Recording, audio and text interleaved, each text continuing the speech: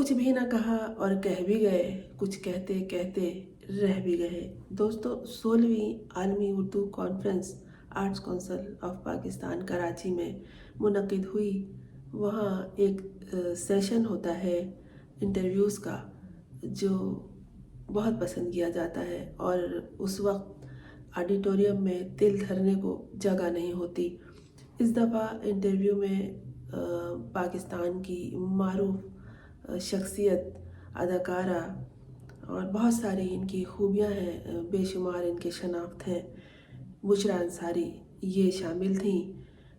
ان کے ایک والد کے حوالے سے جو انہوں نے اپنی بات کی، ان کو متنازع بنایا جا رہا ہے، حالانکہ یہ بات تنازع والی تھی ہی نہیں۔ مسلم لیگ نون کے قائد نواز شریف کی جانب سے رشوت دینے کے بیان کے بعد تنقید کا سامنا کرنے والی سینئر اداکارہ بشریٰ انصاری نے وضاحت دیتے ہوئے کہا کہ ان کے والد کو نواز شریف نے نہیں بلکہ ان کی سیاسی جماعت کے کسی رہنما نے رشوت دی تھی۔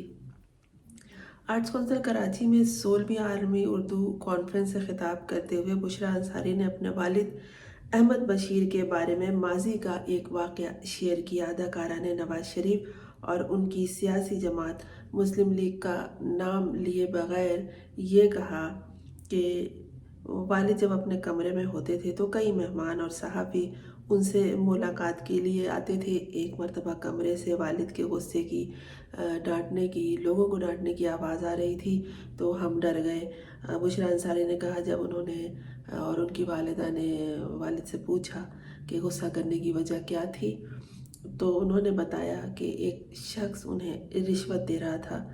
اس دوران بشریٰ انصاری نے کہا کہ میں ان کا نام نہیں لے سکتی لیکن وہ ابھی ملک میں واپس آئے ہیں۔ بری بات ہے، ان کی طبیعت بھی ٹھیک نہیں رہتی۔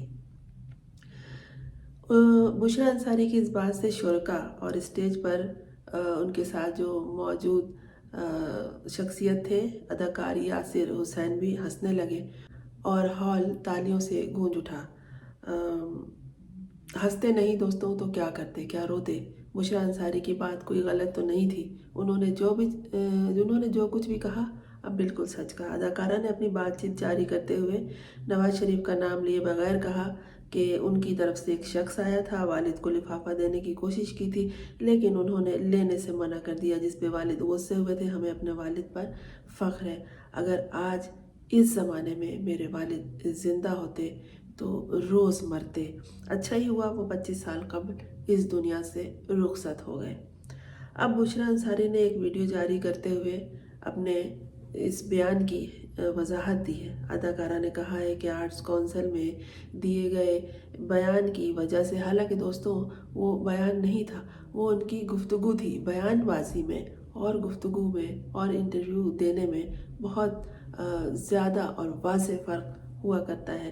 اداکارہ نے کہا کہ جو بیان میں نے آرٹس کونسل میں دیا اس سے سوشل میڈیا پر سیاسی جماعتیں انہیں تنقید کا نشانہ بنا رہی ہیں اور ان کے نام کو مخصوص سیاسی جماعت کے ساتھ منسلک کیا جا رہا ہے۔ انسٹاگرام پہ وضاحتی بیان بشریٰ انصاری نے جاری کیا ہے اور انہوں نے کہا ہے کہ آرٹس کونسل میں اپنے والد احمد بشیر کا سچا واقعہ بیان کیا تھا۔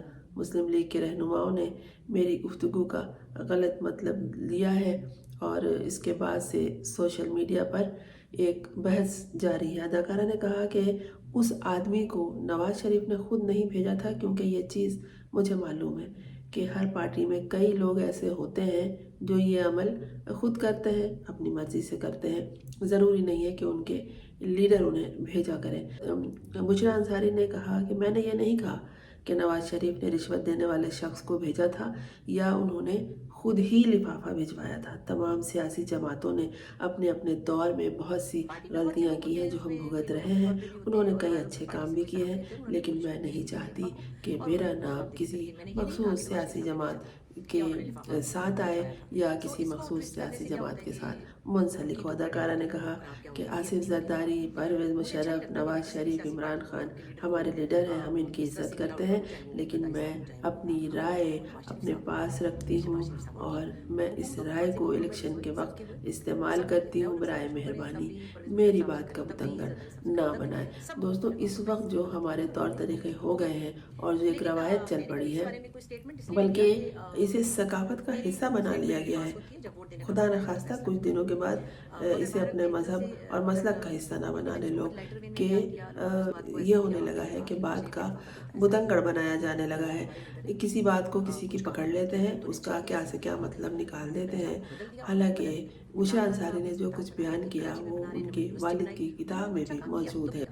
ان کے والد بہت بڑے رائٹر تھے، احمد بشیر، کسی تعارف کے وہ محتاج نہیں ہیں، اور وہ جھوٹ لکھنے والے، مبالغہ آرائی سے کام لینے والی شخصیت نہیں تھے۔ آپ ان کی کتاب پڑھیے تو ان کا سچ کھلتا چلا جاتا ہے۔ بشریٰ انصاری نے جو کہا اس کا ایک الگ مطلب نکالا جا رہا ہے اور بات کا بتنگڑ بنایا جا رہا ہے، اس بات کو پھیلایا جا رہا ہے، ان کی مخالفت کی جا رہی ہے۔ دیکھیے عامر لیاقت حسین کو یاد کر لیجئے، ان پہ اعتراض، تنقید، بلا جواز اس طرح کی باتیں کر کر کے انہیں موت کے منہ تک پہنچا دیا۔